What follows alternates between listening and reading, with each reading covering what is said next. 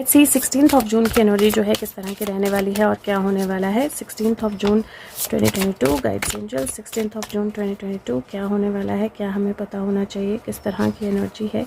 16th of June 2022 क्या होने वाला है, क्या सामने आने वाला है। Is the energy for 16th of June 2022।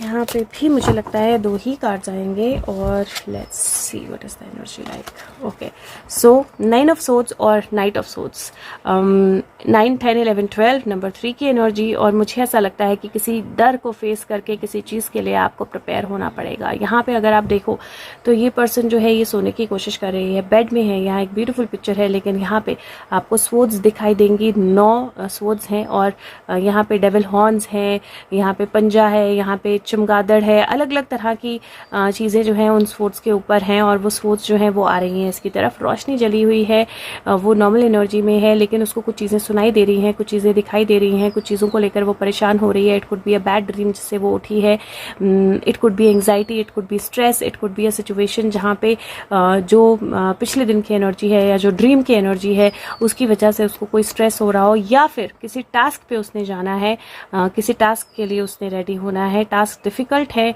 कुछ चीज़ें बहुत ज़्यादा छुपी, क्योंकि बर्फ़ है यहाँ पे, कुछ चीज़ें बहुत ज़्यादा छुपी हुई हैं।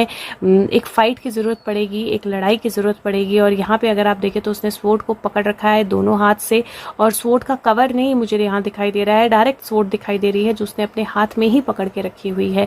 और कहीं मुझे ऐसा लगता है कि कुछ मिस होने की एनर्जी है, कुछ भूल जाने की एनर्जी है। हो सकता है कि आपने कोई इंपॉर्टेंट काम करना हो, कोई इंपॉर्टेंट टास्क करना हो, कोई इंपॉर्टेंट डिसीजन लेना हो और आपको लग रहा हो कि कहीं मैं ये ना भूल जाऊं, कहीं मैं वो ना भूल जाऊं। या हो सकता है आपने किसी जर्नी पे निकलना है, वहां पे आपको लग रहा है कि कहीं ये कंप्लीट होगा कि नहीं होगा। दूसरा, बड़े लेवल पे किसी तरह की ऐसी न्यूज़, किसी तरह की ऐसी खबर जहाँ पे एक्शन होने से पहले वाली जो एंग्जाइटी है वो आपको देखने को मिले, या फिर कोई ऐसी चीज़ या कोई ऐसी बात हो जहाँ पे आप अपने आप में उस चीज़ को लेकर थोड़ा परेशान फील करो, जबकि एक्चुअली आपको अपनी पावर में आना है और अपनी एबिलिटी में आना है। तो कहीं मुझे ऐसा लगता है दैट अपने ऊपर स्ट्रेंथ, अपने ऊपर भरोसा रखना, अपनी पावर के ऊपर भरोसा रखना, अपनी एबिलिटी, कम्युनिकेशन के ऊपर भरोसा रखना बहुत ज़्यादा ज़रूरी है। और एक बुरा सपना जो है ख़त्म होने वाला है, एक बुरा सपना, end of a bad dream is how I am going to say about 16th को मैं बोलूँगी end of a bad dream day है, किसी बुरे सपने का अंत और किसी नई चीज़ की शुरुआत। अब मुझे एक कार्ड जो है वो और लेना है क्लैरिफायर के लिए, और हो सकता है पहले कार्ड आता तो मैं इसको इस तरह से इंटरप्रेट नहीं करती। तो here I got 3 cards. Wow, so empress is repeating her self. Wow, पिछले दिन के 2 कार्ड जो हैं वो आए हैं, मतलब 15th की एनर्जी के एम्प्रेस और हायरोफेंट आए हैं, और उसके साथ क्वीन ऑफ वॉन्ड्स की एनर्जी आई है। So I feel that okay, so I am going to read it in 2 ways and आप 15th की एनर्जी के बेस पे डिसाइड कर सकते हो कि 16th को इसकी कौन सी इंटरप्रिटेशन जो है वर्कआउट करेगी। ओके, 15th की एनर्जी के हिसाब से अगर मैं चलूँ तो इट लुक्स लाइक किसी सिचुएशन की वजह से, किसी चीज़ की वजह से, किसी जादू की वजह से, किसी चीज़ के बाहर आने की वजह से, किसी डिवाइन इंटरवेंशन की वजह से, किसी अथॉरिटी के डिसीजन की वजह से क्वीन ऑफ वॉन्ड जो है वो किसी ट्रबल में आ सकती है, जिसके चलते क्वीन ऑफ वॉन्ड्स को, बैड क्वीन ऑफ वॉन्ड्स को कोई डिसीजन लेना पड़ेगा, या कहीं से भागना पड़ेगा, या किसी लड़ाई के लिए तैयार होना पड़ेगा। तो अगर 15th को queen of wand, bad queen of wand से रिलेटेड कोई भी सिचुएशन आती है तो यू विल नो कि 16th को वो मतलब फ्रस्ट्रेशन की एनर्जी और बाहर आने की एनर्जी जो है उसमें आने वाली है। 15th और 16th के बीच में ये चीज़ होने वाली है।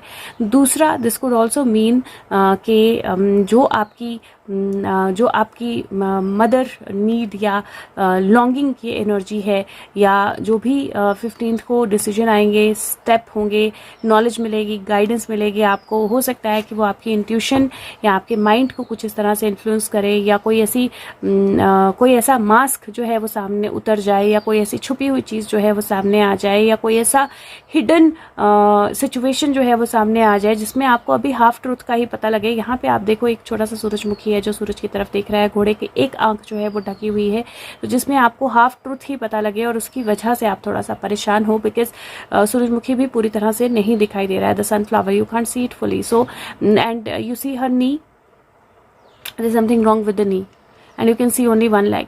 और यहाँ पे घोड़ा जो है, यहाँ पे देयर इज अ मास्क जो घोड़े ने गले में पहना हुआ है, so there might be something and it looks like a fox. तो हो सकता है कि कोई ऐसी क्लेवरी, कोई ऐसा अपने दिमाग को इस्तेमाल करके कोई ऐसा सिचुएशन क्लियर करने की या सिचुएशन एक्ट करने की कोशिश करे जिसकी वजह से there might be a little bit of unclarity, but then the things will become clearer and better. This could also be where good Queen of Wands prepares herself for coming out. So वो coming out की anxiety जो है वो हो सकती है. You might also have to take a decision and come out of something जिसकी anxiety हो सकती है. Let's see what is the charm.